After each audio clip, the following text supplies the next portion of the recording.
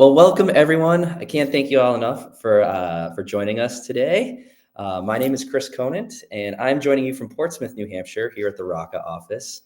I'm extremely excited for our hug today for several reasons. First is this is the first hug that I've hosted since I believe 2016. Additionally, this is the first hug that Raka has held since the pandemic.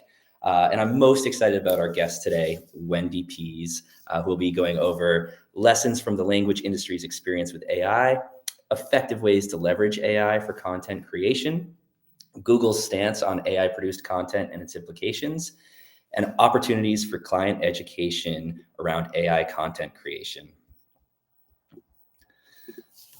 All right, so a quick agenda. We'll run through some intros.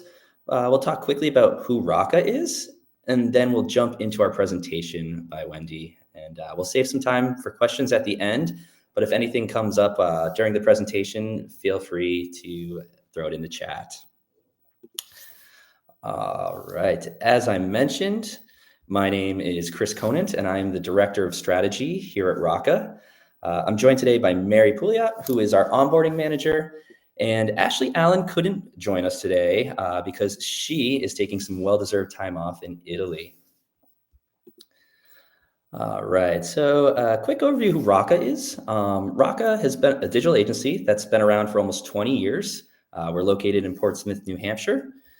We've been a HubSpot solutions partner since 2012. And they're currently at Diamond status. We specialize in HubSpot implementation and support, marketing strategy, content creation, design and development. We have a great team here, including a team of HubSpot alumni that are always happy to help with any HubSpot issues or questions. All right, and jumping into things, I'm so excited to have Wendy Pease here, the president and owner of Rapport International. So Wendy and Rapport, they specialize in translation and interpretation services, including high quality translations, interpretations, cultural services, and multilingual marketing. All right, and Wendy, without further ado, I'd love for you to kick us off. Okay, let me go ahead and share my screen. If you have questions along the way, certainly put them in chat, and Chris or Mary will jump in if it's something that I'm leaving out or we want to talk about more. But we will have time at the end.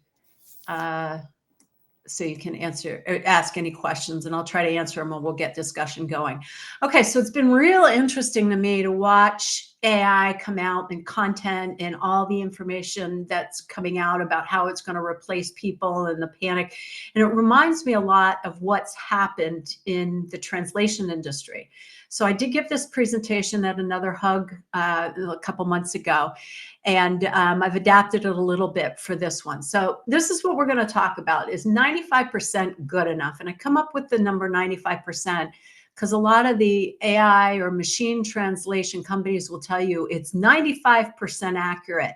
But that last 5% is really important stuff. And so I'm going to draw a lot of parallels between the translation and the content industries to help you leaving with a vision of how you can implement that, so it's less of a tactical hands-on and more of a thinking about what's happened in the translation industry and how that applies to the content.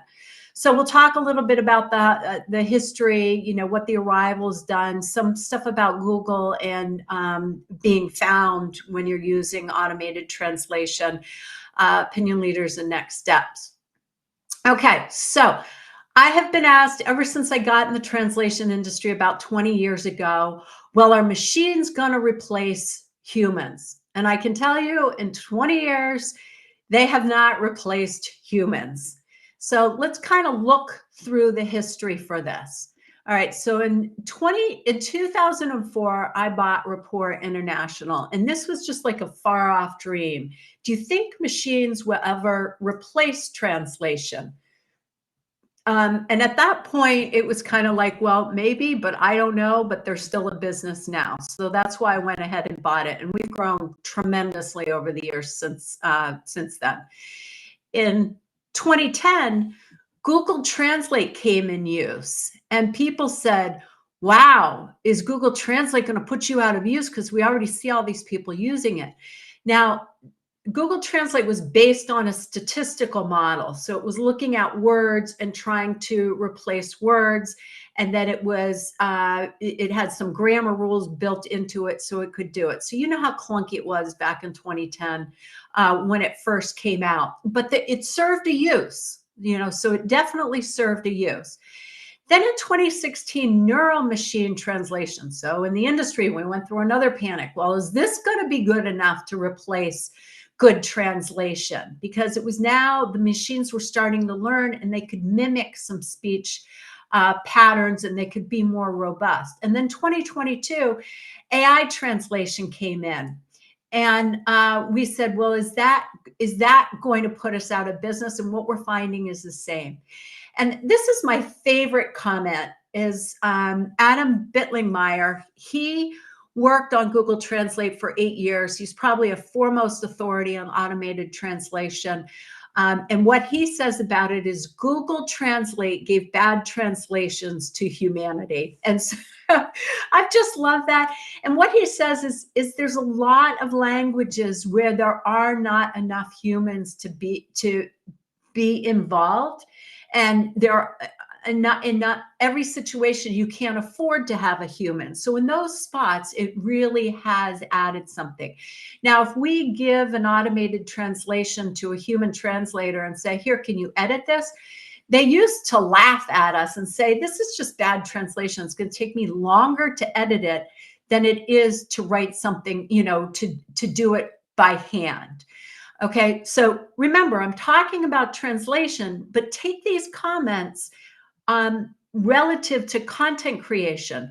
Sometimes when I use ChatGPT to help create something, it's going to take me longer to edit it than it is to actually rewrite it, but I might use some of the points in there.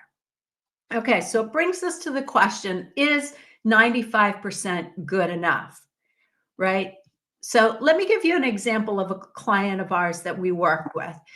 The First Years is now owned by Tomy. And years ago, they launched this product called Take and Toss. Simple product, cheap enough to buy. If you take it somewhere and you want to toss them away, you could do it. It was cheap plastic. Or you could take them home and you could wash them and reuse them because they were sturdy enough to do that. Kind of like, my yogurt containers that I'll use to store food after I bought them for yogurt. So they launched this product in Europe and it flopped. I mean, it was skyrocketed here in the United States. In Europe, it flopped with this name. And so they went back and did their research and found out that people want to know, is this disposable or is this reusable? So that in between didn't work. So we did some market research on the brand for them. They came up with Sava. It's S-A with the 2 dots over the A, V-A. It was kind of a made up word. It was, kind of a play like save, take and toss.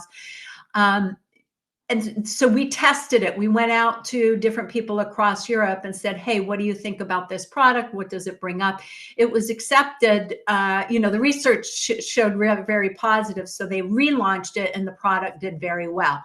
So that last 5% was really important because you had to know the readers in the audience. Again, think content, got to know the readers in the audience as to what they're going to accept. How about the Pinto? In Brazil, it got laughed at because pinto means male genitals. It's slang for that. And so the car going down there as a small car, I hope I could hear you laughing. Put in the chat, ha, ha, ha, if you're laughing. That didn't do too well. So they pulled the name off of it and put a different name on it, and that improved. So again, 95% good enough? No. Okay, so what we've learned about 95% accuracy is you can have embarrassing mistakes. There needs to be cultural adaptation. So this is the consideration of your audience when you're creating content. Linguistic matchmaking. In translation, what we find is people have a certain voice. And so once we assign them to a client, we keep them on so that voice stays the same. And it's the same with content writing. We've had content writers that work really well for Rapport International, but we've had other content writers that have a style that doesn't work for us. We like to edutain is what we call our style. And so I would think linguistic matchmaking, you might not call it in content writing, but a writer really gets to know what they're working on, and developing more subject matter expertise makes them better writers. Then I think you've heard all about the confidentiality. If you have anything confidential, don't put it out on any of the programs now, because it's all based off of the large language model. Ownership, if you put it out there, it's now in the public space. You haven't had the ability to copyright it or trademark it, so you've got to be careful of that. We carry a liability insurance as a translation company. As a content creator, I don't know if you do that, but it's probably less important because whoever you're doing the content for can read it and proofread it and make sure that they're putting it out there. So there's still a liability that you want to be careful with, especially if you're using ChatGPT. Well, I mean, there's a liability. Somebody used it for a legal brief, and they cited something that was wrong because it was pulling from the large language model. And then when they got to court, it was disproven as wrong. And so there was a huge liability there. So you've got to look at the particular instances. And then, quality is a whole other thing. So this slide I stole from somebody else. It has the HFS on there. I don't even remember where I got it, but I loved it. So I will give them credit as soon as I find out who. But this is the same journey that we've gone through in the translation industry. So first it's like, wow, this is awesome. I mean, we got on, my partner and I, and we could write poems to each other, and they were kind of creative. I could drop 3 words in and play around with it. And it generates very credible and coherent answers.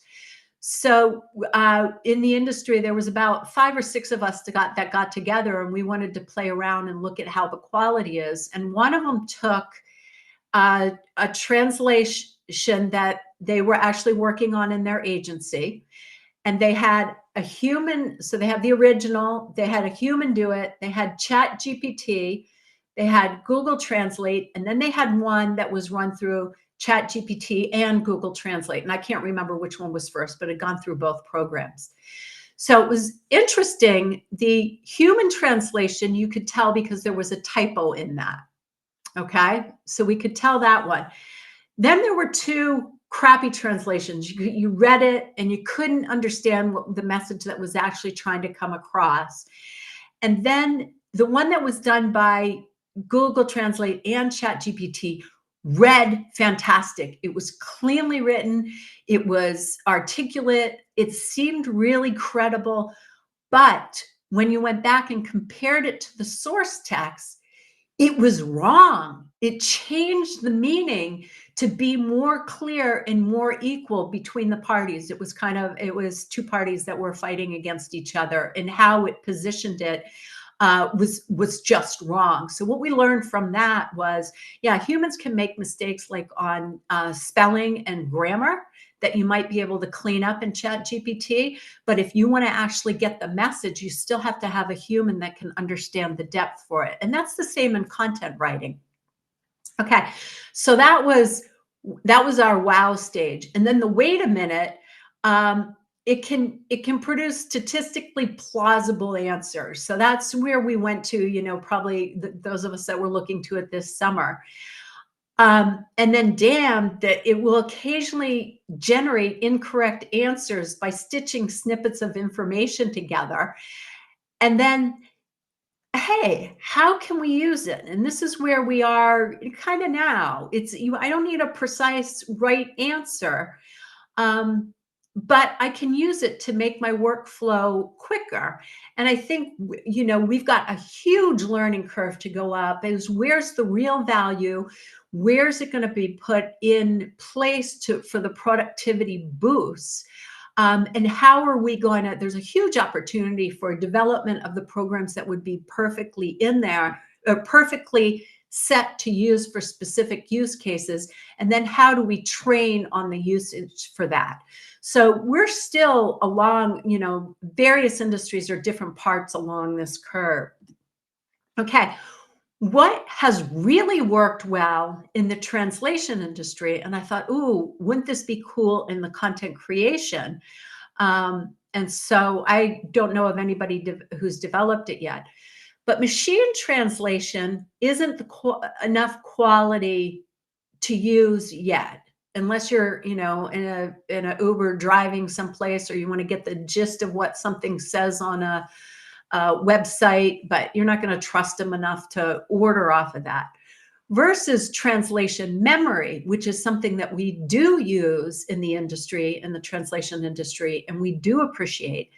And that is that if I've translated something once by a human and I have a memory of that, and it's exactly the same source content and target content, then I don't have to redo that. And translators don't want to redo stuff over and over again. They like new, interesting stuff. They're intellectuals. And so when something's already been done, sure, pop it in the memory, and then that can be reused again and again and again. So I think about that with content. Like if I want to use a company description or a disclosure or something like that, if I can have my own content memory and I can put that across a company, that's very efficient, because then people aren't trying to recreate or go find it anymore. You've got that source for it. So that's where I see there's a huge opportunity in content creation right now. And if you can create a proprietary memory, all the more, because then you've got something that is proprietary and you own. But you still, the complexity becomes then in how do you manage that? So I can see that coming along in the future and being helpful. So let's say we segment this out. What can be used automatically through AI and what needs to be human? And so that translation and the machine translation and auto translation, if you've got something like a a catalog, that's the word that I'm looking with, like with a lot of parts and descriptions that you're using over in different places, like you have it in your catalog book, and then you have it on the spec sheet, and you want to use the same thing, and then you want to have it in a brochure. Like those are good uses for automation, because nobody wants to do that over and over again. On the other side, on the human, anything that's a cultural adaptation, like Sava, like brand names, company names, if you're doing plays on words, we did a tagline for Staples. It's all they were bookending some stuff, and they wanted to make it culturally appropriate for countries internationally, and it wasn't working that way. So we worked with them on how they could get the same message across, but it wouldn't have the same grammar formation. If you want to globalize or localize, you're going to need human involvement. Localization is when you're actually taking something like, I love to use Nike or Adidas, because you got soccer players all over the world. And if you put a soccer player that I don't know here on the website in the United States, it's not going to affect me as much as maybe you put the new Florida player, Messi, on, I can relate, although everybody in the world can relate to him right now. But if you take it down into individual national stars, maybe a football player is going to be known here more in the United States. So that's localizing. Globalizing is more like if you've got, back to that catalog, something that, it's in life sciences and all the scientists around the world are going to refer to it the same way, then you can use a globalized language. So these are kind of the considerations. Again, think content. What do I need to localize for the specific market that I'm talking to? And what what is going to talk to all my audiences? And then down on the bottom, it's hard to see, but it says emotion, language, and culture. And if you're really trying to get all that together, a transcreation where you're creating it in language. The overlap is where you get some of the machine translation post-editing. So that would be called MTPE, which you're going to see in content where you'll create something in AI, but then you have to post-edit it, or whether you put an expert in the loop. And so, that gets really, there's an interesting story I have about that I would like to tell you. So in the interpreting industry, so translation is written. That's why I'm talking mostly translation, because it has to do with content. Interpreting is spoken. So we provide both services, and we were doing a blog on the interpreting, and ChatGPT drafted something up for one of our marketing people, and it said that the interpreter should mimic the expressions of the person who was speaking. Now, she had only been with the company for about a year, so she thought that sounded reasonable. It sounded credible, as we were talking about before.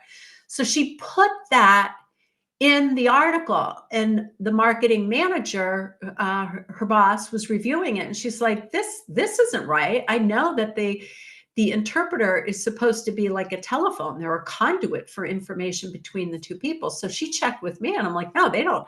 If they're standing there, the two people can see their expressions. The interpreter's just repeating the words, no matter how angry they are, she's just saying, or he's just saying the word. No matter how upset they are, just repeating. That person does not need to mimic the expressions. So this is something where, if you just had an editor that didn't know the industry, editing the content isn't going to pick up. So machine translation post editing, that qualified person might be very good at editing and pulling things in and adding in stories where they need to, but the expert in the loop is going to pick up on subtleties like that. So this is where expertise is coming in more or greatly.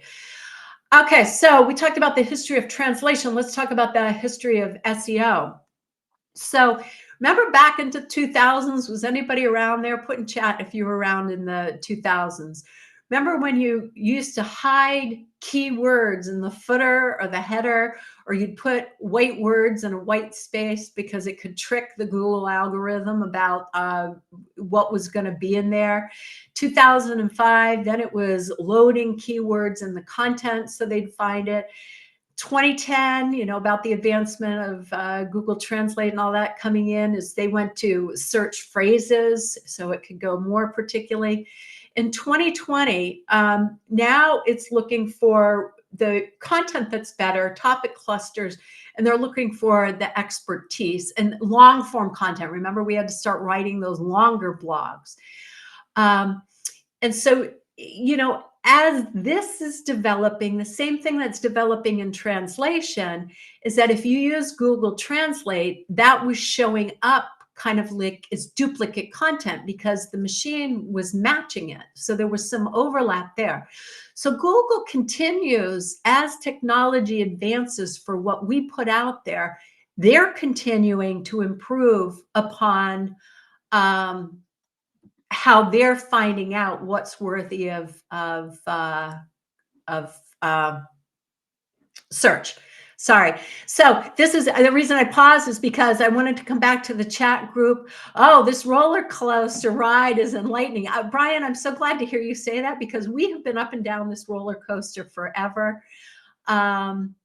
Yeah, Chris, and I'd want to hear more about the ChatGPT and the Dunning-Kruger model. I think you're right, but I want to hear more of what you're thinking in there. Oh yeah, people remember the keyword stuffing. So what are you seeing? I'm kind of going through the chat night right now, so you can answer this question. What are you seeing in AI content creation? Yes or no? Are you using it? Susanna, yes, you were there, back then. So Chris, you're using it. Tell us a little bit more about how you're using it. Whitney, you've used it. You've used it. So that sounds like you tried it, you weren't impressed with it, and so you're not incorporating it into your system. Okay, Kevin's using it. Aha, Chris Hislop, I entertain with it. Whoop, whoop. Hey, if you ever come in across any funny language or culture stories, send them over to me. Oh, so Whitney, you are still actively using it. Okay, using it as a reference, Susanna. That sounds good. Whitney, how are you using it? So is it idea generation? Are you putting stuff out there without editing it? We're using it to create content for blogs and bios. However, lots of reworking it. Yeah. Outline blog post, lots of editing, lots of editing. Yeah. So nobody's just putting it out there. Okay. So let's go on.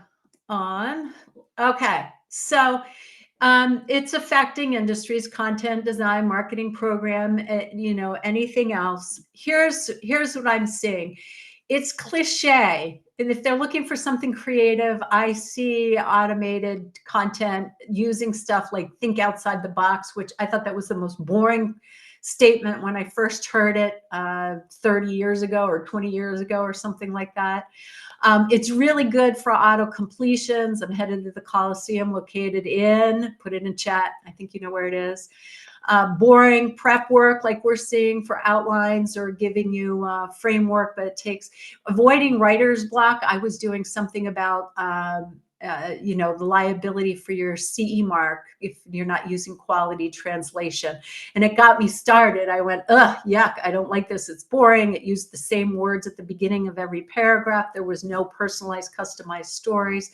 It's good for grammar edits, as I mentioned before. So this is repeating what I said just to bring it home. Strategy, in-depth, original, and it sounds fluent, but it's not accurate. Oh, that was really interesting. I told you the story about the interpreter mimicking the facial expression. And I told you the translation test on document from Israel, which was well before the war. That's why I didn't mention Israel before. But my profile, my marketing person last summer typed in, tell me who Wendy Pease is just to see if I'd come up. First, it says, I don't know who it is. And then she said, well, Wendy Pease in the translation industry. We do a ton of stuff under my name. On social media. That's why she tried my name. And it came out with that I had written a book, which I have written a book, but it gave me credit for a different one. And it gave Rapport International credit for a bunch of awards, none of which we won. We have won other ones. And it said that I sat on a bunch of boards, which none of them I sit on, but I sit on other boards. So my profile was so incorrect. At that point, I was like, how can I teach? How can we, teach AI to be accurate? And I haven't figured that one out yet because they're using historical information. So just very wary on that. So the quote that I like is from Lisa Ray, our marketing manager. She says, with a little help from ChatGPT, a little help from Kathy, our content writer, and a little help from me, it cuts the time in half. Okay, so what are some of the challenges in AI content creation? You've got the issues with Google. And we're going to talk a little bit more about Google and the ChatGPT 2 detectors that can catch you. So this is colleges and universities are all on the forefront of this. Safety first, I put up there because quality isn't good or reliable. You've got to really make sure. The historical information and confidentiality is a really problem. I put on company update. And discrimination. What we see in the translation industry is how it handles pronouns. So in some languages, you have like la mesa, Spanish for the table. La is feminine, so the table is feminine. And so how it handles things like that is very interesting. And like ustedes can be a group of men, a group of women, or a group of mixed people. And it will always go to, it's a group of men. It doesn't have the subtleties to pick up if there's a group of names, whether they're women or men, and which it should be. So there's discrimination across all the areas. You're not supposed to discriminate on there. And so that has me very worried on the continuation of how content creation is done. And then it's just boring. Okay. So I said we talk a little bit more about Google's statement on search and what they're doing. So like I showed you through the history, poor quality isn't a new challenge for them. They're going to reward high quality content. And I bolded what I wanted to bring out. So it's expertise, experience, authoritative, and trustworthiness. So if they find something original, they're going to reward that. So that's why stories become so important. And stories don't happen within ChatGPT. So those client case studies are really good. Its focus is on helpful content. So it analyzes patterns and signals to look at spam, and spam is going to be, if I put something in and then just take it out. And it's not going to reward gaming SEO rankings, which it's never done. And it wants content that's generated by AI that's helpful. So this was interesting. I'm in the process of writing a second book, and one of the chapters on there is on an AI. So I did a deep dive into the history of translation automation. It actually started back in right after World War II, when they were signal decoding, and it showed some success. And so there was a ton of money that was invested in it. And then in about the 60s or 70s, a report came out from MIT that said, yeah, this isn't going anywhere. So funding in the US dropped off, but it continued in different areas. Now, one of the areas that is really uses AI for translation and for content is weather forecasting, because that there's a limited set of words that are used for weather forecasting. And so they can come out with that and develop models that work really well for that. So the same as in sports scores or school transcripts are often the same that way. So, if you look down into particular uses, that's where it's going to take off. And that's the boring stuff that we don't want to rewrite or retranslate over and over again. Okay, so Google new guidance is coming out, is who's responsible for the website and who created it. So, our website has 20 years of talking about translation. So that's a good amount of time. And so anybody that's starting in new is going to have a harder time because they haven't built up that reputation yet. And then is the content that is in there, does it align with what else is on the site? So you have to be careful if you're launching other products or going down other avenues to make sure that it does make sense. Now, just, on business strategy, you want to make sure that makes sense. But having a website that's too confusing is not going to be good. List the owner of the website, author of the blogs. That's all going to help, particularly if that name, that person is developing credibility in other places. This 3-step process for assessing quality. What's the purpose? Is it spammy? And then is the page achieving its results? So as you're working with clients or you're working on creating content, that strategy becomes very important on how you build that out. And it will vary by type of website. So being clear in that. Okay, so I think this was very important. They changed their guidance. Before was the amount of time, effort, skill, expertise that went into creating it.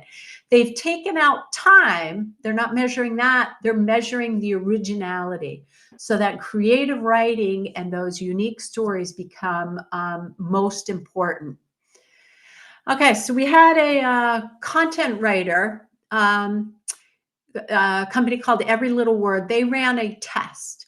And so what they wanted to do is test AI writing against humans. So they put the professionals up against ChatGPT to create 2 thought leadership blogs, document the process to do it, and then they did a comparison of it.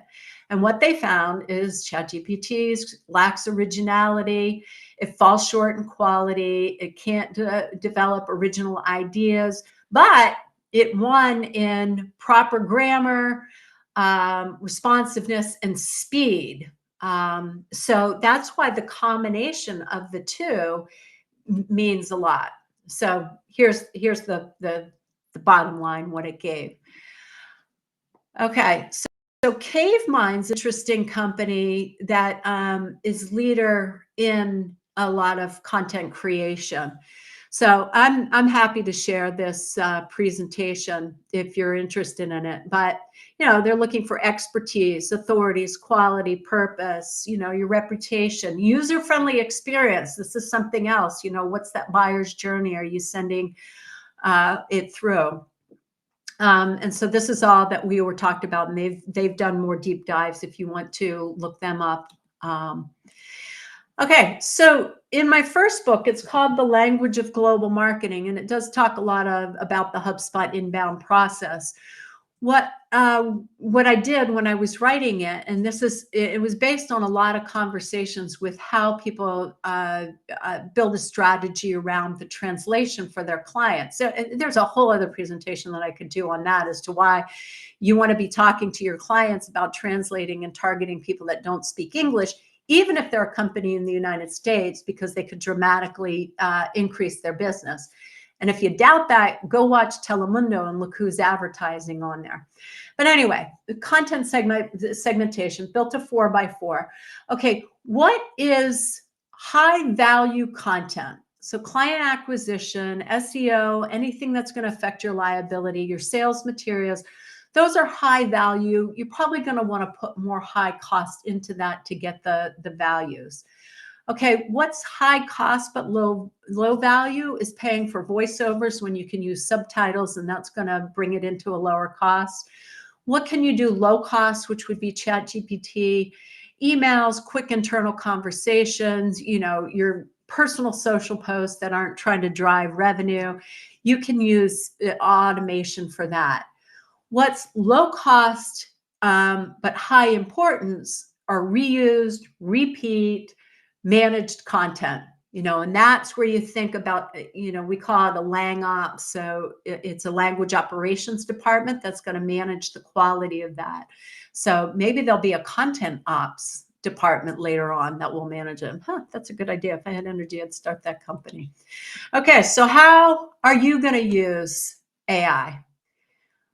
So I think you already are. My next steps that I suggest are client education. I mean, coming back and talking to people about where you can use it. You want to have a policy, recognize it's a tool.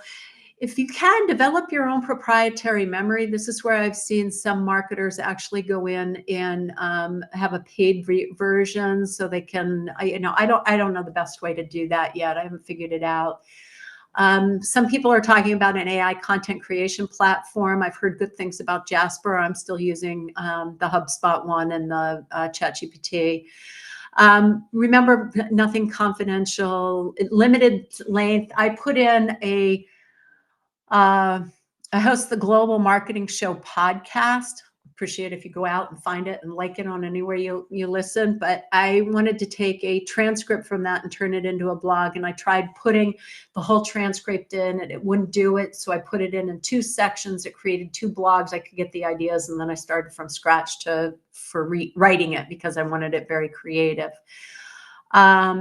Expert in the loop, so training. So that might be content writers have to really go deeper on what the clients do and then verify everything. Okay, so resources. I mentioned my book. I mentioned the podcast. And we have a huge resource library. So let's see. I want to come back into chat here. So outline blog posts, create content. Yeah. Rewrite real estate descriptions. That's a really good one. That would be a good use for it, because there in real estate, you have standard descriptions. TripAdvisor uses it for all their standard information that goes in, and then their users can put in other content that then is automatically, so the human do their corporate stuff, but users then can use the automated. Okay, so Susanna, we'll make sure to get the presentation out to you. Let's see, the podcast with Adam Bittlingmeyer was this one. It's AI translation inside perspective. So he's a fascinating, brilliant guy, and he's started a company to review translation quality that would be automated. And he's talking about companies have to have millions of words to even develop that. But that was a really good episode. Let's see, translation management plan. I don't know if it's applicable. The services we offer, I talked about translation, written translation, website translation, spoken interpretation. There's telephone interpretation. And we are a HubSpot service partner. We worked with a lot of HubSpot partners. We are experts in global marketing. So we really understand your needs. We do the matchmaking, highly responsive. We have 100% on-time delivery rate. So if you have a client that has the potential for translation, I'm happy to do a free consult with you, rather than you having to say, oh, we don't know anything about that. Pull me in, we'll work in every capacity that you want. And we have 100% guarantee on our quality. So we got about 15 minutes for questions. My link tree is down there. You can get a free chapter of the book. You can link to the podcast, the website, my email, whatever, Instagram, YouTube, LinkedIn. I'm probably most active on LinkedIn right now, or Facebook. So appreciate if you follow. Thank you, Susanna, for coming. And let's open it up. Any questions? You can raise your hand or you can put it in chat.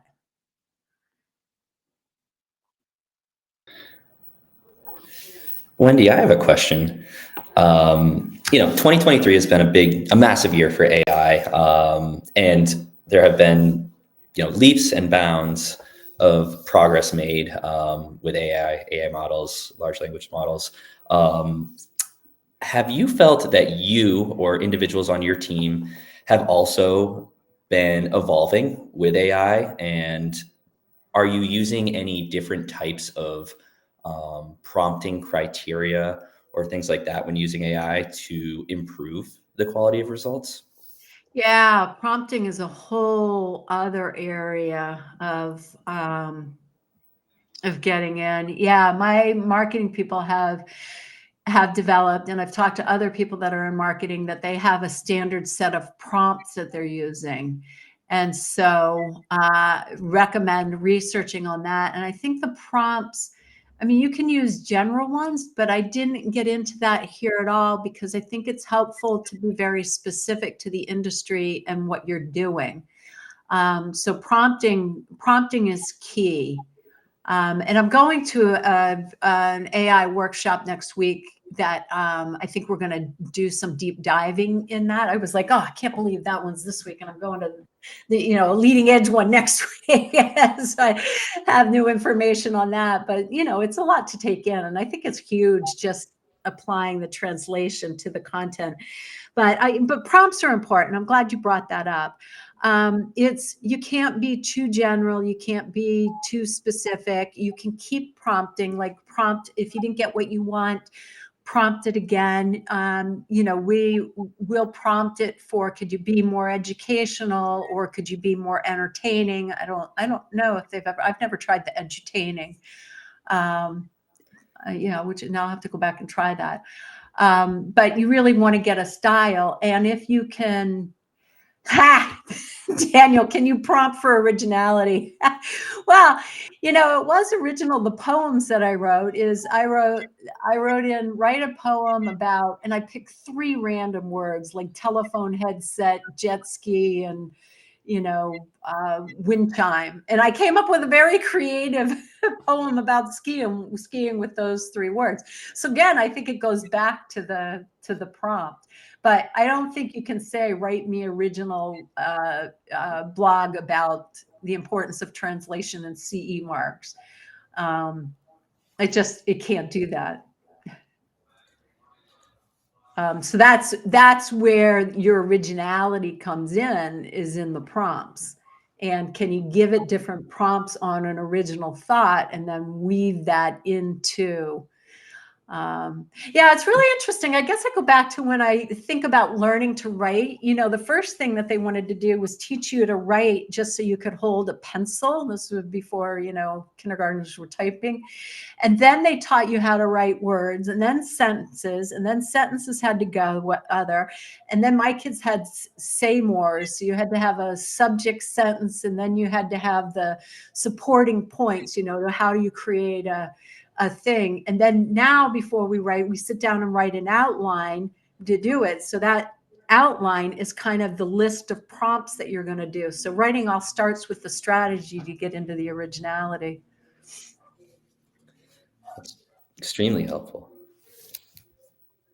Oh, yes, Kevin, now that you can create your own, okay, so he's been getting better results now that he's creating his own GPT, one for different clients, and upload knowledge to pull from. What are you using the paid version of ChatGPT, Kevin?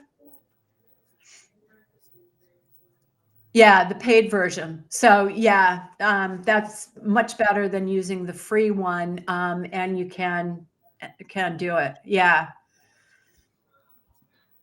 Yeah, and I think that's really good. If you create the own one, then you can create, your voice and tone. You can add stuff in it. You can, you want to keep those prompts so you use it each time and you get some consistency across and the depth of knowledge. And you can pull from stuff that you usually, or remember that story that I put in, use that, but modify for this. Curious, Wendy, going back to the prompting, if you or anyone who's joined here has a set of criteria when they're creating a prompt that they account for, to try to essentially get the most accurate information. Say that again. And get ready to answer in chat. I'd love to hear from you too. Yeah, just curious if you have a set of criteria, a set of guidelines essentially when creating a prompt that you try to satisfy, certain needs, constraints, things like that.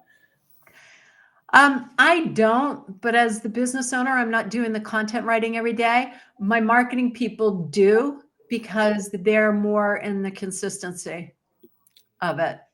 Makes perfect sense. Yeah. How about everybody else?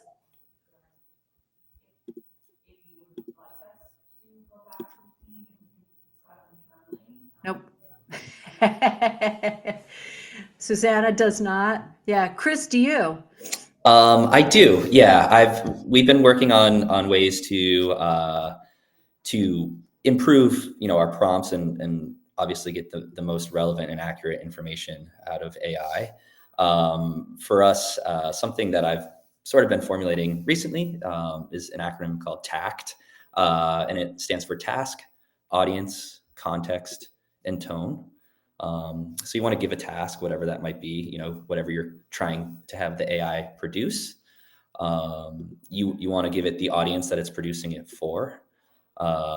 Obviously the context of what your prompt is and what the results should be. And then the tone in which it should produce, which I think kind of touches a little bit on that originality. Yeah, I like that. Task, audience, context, and tone.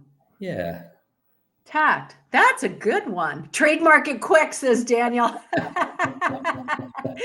Yes, and I'll write down so I can give you credit for it. I might have a slide in here about that, but it doesn't apply to the translation industry, and I really wanted to bring those parallels in.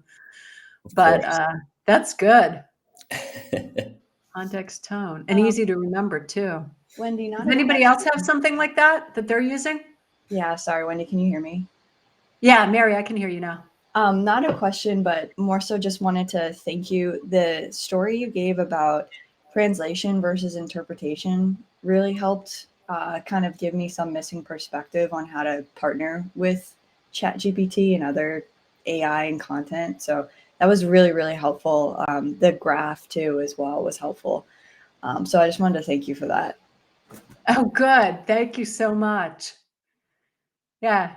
Yeah, it's been really funny as I watch this and watch the parallels to the translation industry, this is something we've been dealing with for years. So, and that you're talking about that graph that had the learning curve. Yeah, because I when you had that like graph that showed like the 200s and how Google has changed in terms of like what it's looking for and how we can add keywords or what have you. I started in like 2010 where it was search phrases, so I was already kind of ingrained in the fact that this was um, uh, like in existence, so to speak. This was going to be part of my life, and it was pretty scary to think that very near future we could be replaced. And I think it kind of brought into perspective like it's probably going to be a long time before we ever have to worry about that due to the importance of tone and having like people with the skill and the originality to come up with this content. So I just found all of that to be very satisfying and comforting. Oh, good, good. That's one thing that I was hoping, and that was one thing that came across with all the people that got together from the translation industry to do the comparison of the ChatGPT, is there was somebody who was newer in the industry and kind of panicked about this. And there was enough of us that had been around Google Translate and neural machine translation, and our business didn't drop. It grew just because it brought the awareness of translation more to the forefront than people not understanding what we did. So, that could happen. I don't know how many marketing consultants sit in, networking meetings like BNI, where a bunch of people are like, what do you do? And, so maybe it'll just help with, oh, I need a good writer, not just that automated stuff.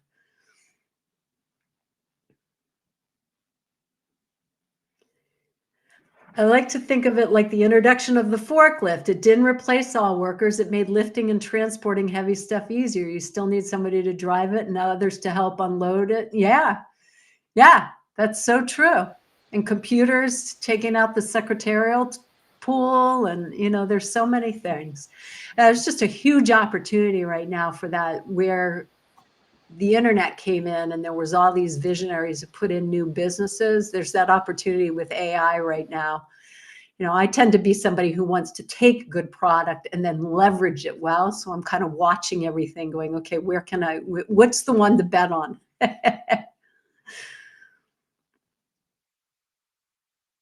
So, yeah, so I dropped my LinkedIn there. Thank you, Daniel. Thank you, Kevin and Susanna, all you guys for coming today and participating. Connect with me on LinkedIn. Happy to help you whenever I can. Wendy, Talk thank to you you so soon. much for presenting today and joining us and taking the time out of your day.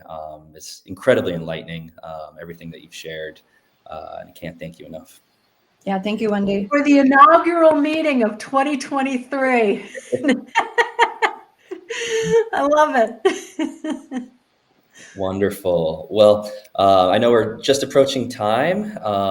Certainly, if anyone has any questions after the hug, feel free to reach out to myself or Wendy, and we'll be sharing